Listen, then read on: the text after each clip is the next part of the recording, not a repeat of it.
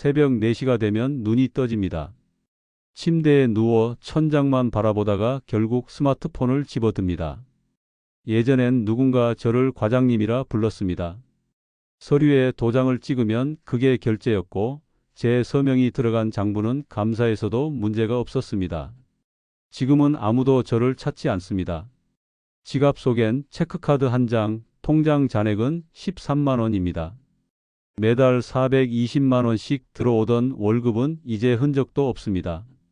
편의점 야간 알바로 하루 8만 2,400원을 법니다. 아내는 식당 설거지를 하고 우리는 반지하에 삽니다. 이제 어디서부터 잘못됐는지 말해보려 합니다. 저는 지방 공기업 격리과에서 33년을 일했습니다. 매일 아침 8시 30분에 출근해서 오후 5시 30분에 퇴근했습니다.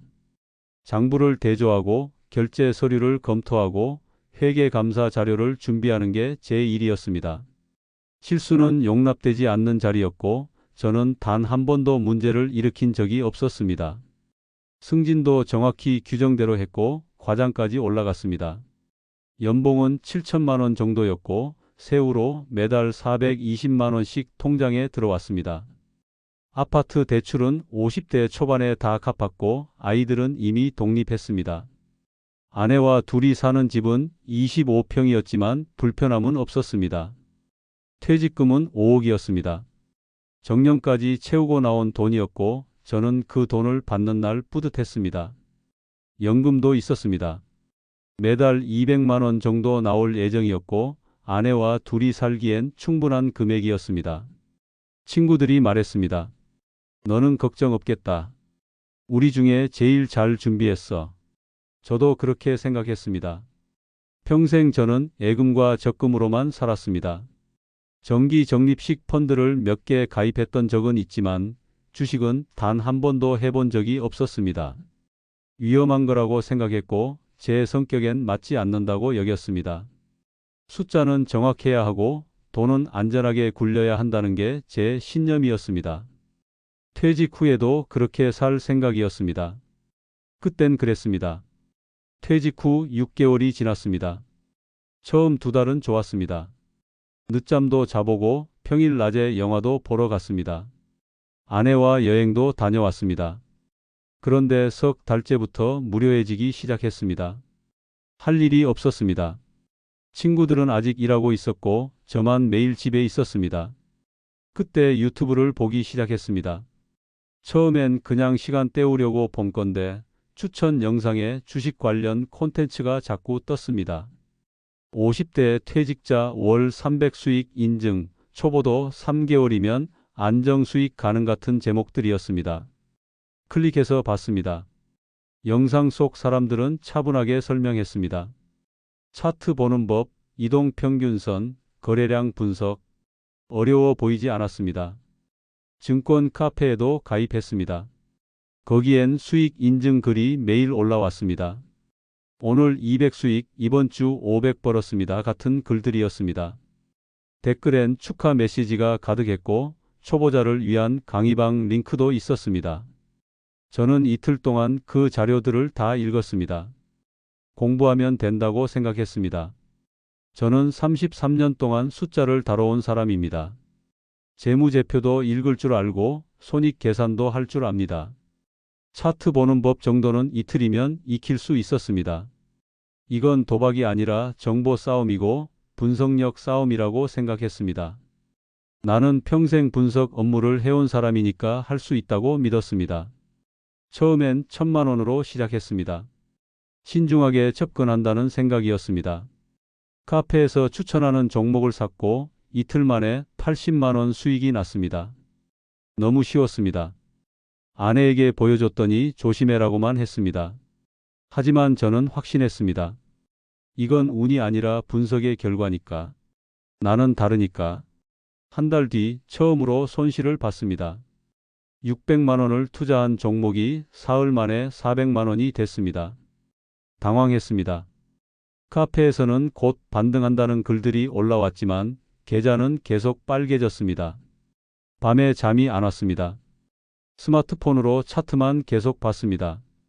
카페 고수가 댓글을 달았습니다. 이럴 때가 물타기 타이밍입니다. 평단가 낮추세요. 저는 그 말이 맞다고 생각했습니다. 평균 매입가를 낮추면 조금만 올라도 본전이니까. 1,000만 원을 더 넣었습니다. 일주일 뒤 주가가 조금 올랐고 1,200만 원이 됐습니다. 200만 원 수익이었습니다. 안도했습니다. 역시 공부하면 되는구나 싶었습니다. 자신감이 생겼습니다. 이번엔 3,000만 원을 넣었습니다. 다른 종목이었고 카페에서 이번 주 대세주라고 불리는 주식이었습니다. 분석 자료도 그럴듯했습니다. 실적 개선 예상, 기관 매수세 유입, 차트상 돌파 신호. 모든 게 완벽해 보였습니다. 그런데 이번엔 반등이 없었습니다. 2,000으로 떨어지고 1,500으로 떨어지고 1,200까지 내려갔습니다. 일주일 동안 1,800만 원이 증발했습니다. 밤새 차트만 봤습니다. 아내 몰래 2,000만 원을 더 넣었습니다. 평단가를 낮춰야 한다고 생각했습니다. 카페에서도 여기가 바닥이라는 글이 올라왔습니다. 하지만 바닥은 없었습니다. 주가는 1,000까지 내려갔고 저는 결국 손절했습니다. 5,000만 원이 2,500으로 줄어든 순간이었습니다. 손이 떨렸지만 이건 운이 나빴을 뿐이라고 스스로를 설득했습니다. 다음엔 더 신중하게 하면 된다고 생각했습니다. 그때만 해도 저는 아직 괜찮다고 믿었습니다. 2달째 접어들었습니다. 계좌는 반토막이 났고 저는 초조해졌습니다. 이대로 가다간 원금도 못 건진다는 생각이 들었습니다. 빠르게 만회해야 했습니다. 그때 코인이라는 걸 알게 됐습니다.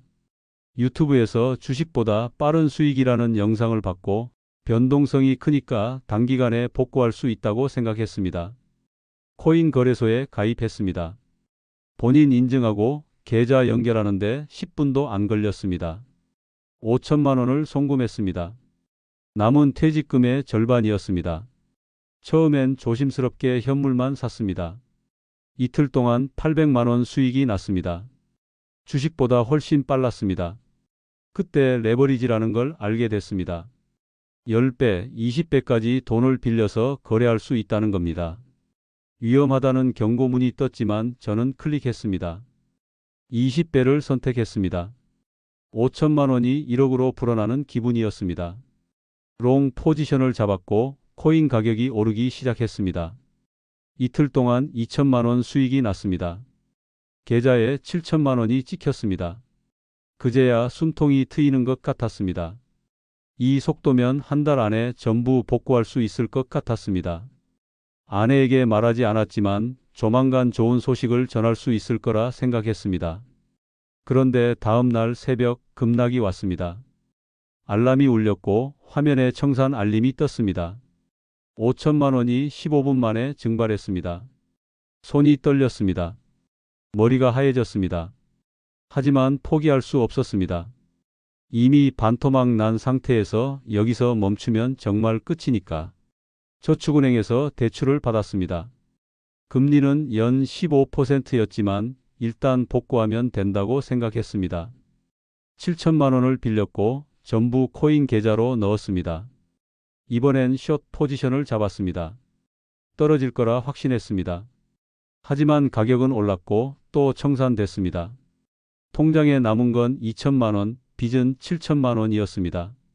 저는 화장실에 앉아서 1시간 동안 움직이지 못했습니다. 석 달째였습니다. 아내가 통장을 확인했습니다. 돈 어디 갔어? 말할 수 없었습니다. 그냥 서 있었습니다. 아내는 스마트폰을 들어 은행 앱을 켰습니다. 대출 내역이 떴고 저축은행 이름도 보였습니다. 아내 얼굴이 굳었습니다. 연금도 썼어? 대답하지 못했습니다. 연금 계좌에서 3,000만 원을 미리 인출한 게 들통났습니다. 아내는 울지 않았습니다. 소리도 지르지 않았습니다. 그냥 방으로 들어가서 문을 닫았습니다. 그날 이후 아내는 저와 말을 끊었습니다. 밥은 따로 먹었고 잠도 따로 잤습니다. 저는 거실 소파에서 잤습니다. 매일 밤 천장만 바라봤습니다. 친구에게 전화했습니다. 2,000만 원만 빌려줄 수 있어? 친구는 잠시 침묵하다가 물었습니다. 무슨 일 있어? '무슨 일 있어?' 솔직하게 말했습니다. 주식하다가 손실 봤다고. 친구는 한숨을 쉬었습니다. 미안하다. 나도 여유가 없어. 전화를 끊었습니다. 다른 친구에게도 전화했지만 모두 비슷한 대답이었습니다. 증권사 고객센터에 전화했습니다. 계좌 복구 방법이 있나요?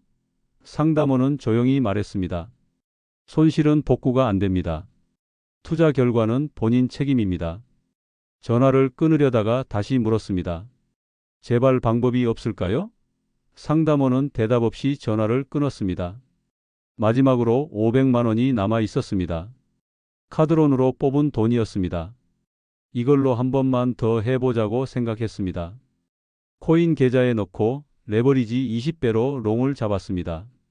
이틀 만에 300만 원이 됐고 사흘째 되는 날 전부 청산됐습니다. 퇴직금 5억, 대출 2억, 석 달 만에 전부 잃었습니다. 남은 건 빚뿐이었습니다.